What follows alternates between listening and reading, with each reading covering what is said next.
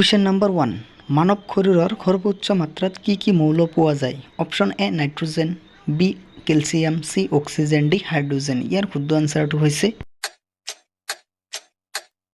option C oxygen next question মানুহৰ শৰীৰত থকা মুঠ তেজৰ ওজনৰ শতাংশ কিমান option A 7% B 10% C 12% D 18% ইয়াৰ শুদ্ধ আনসাৰটো হৈছে অপশ্যন এ 7% আৰু এটা কুৱেশ্যন মানুহৰ চকুৰ ৰশ্মিৰ বাবে কোনবোৰ ভিটামিন উপকাৰী vitamin A vitamin B vitamin C vitamin D ইয়াৰ শুদ্ধ আনসাৰটো হৈছে ভিটামিন এ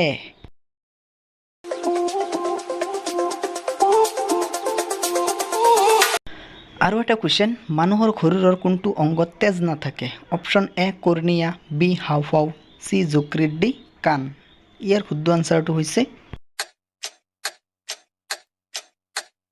অপশ্যন এ কৰ্ণিয়াত তেজ নাথাকে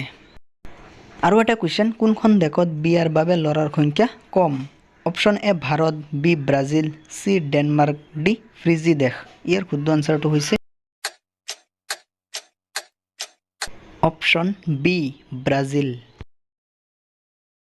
আৰু এটা কুৱেশ্যন তাজমহল নিৰ্মাণ কৰিবলৈ কিমান বছৰ লাগিছিল অপশ্যন এ 15 বছৰ বি 20 বছৰ সি 22 বছৰ ডি 25 বছৰ ইয়াৰ শুদ্ধ আনসাৰটো হৈছে অপশ্যন সি 22 বছৰ লাগিছিল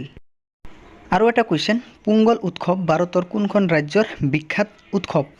option A Telangana B Bihar C Tamil Nadu D Punjab ইয়াৰ শুদ্ধ আনসাৰটো হৈছে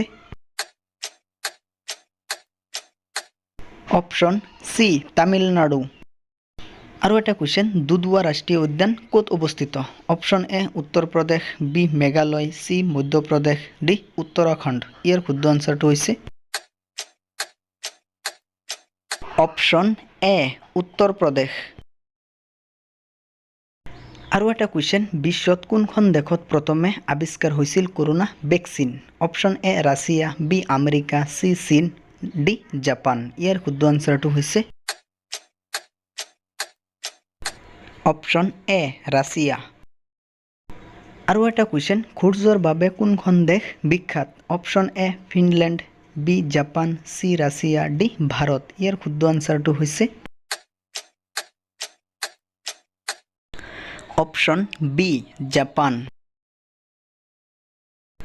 আৰু এটা কুৱেশ্যন মহাত্মা গান্ধীৰ জন্ম হৈছিল ভাৰতৰ কোনখন ৰাজ্যত option A Assam B Tamil Nadu C Gujarat D Uttarakhand ইয়াৰ শুদ্ধ আনসাৰটো হৈছে অপশ্যন সি গুজৰাট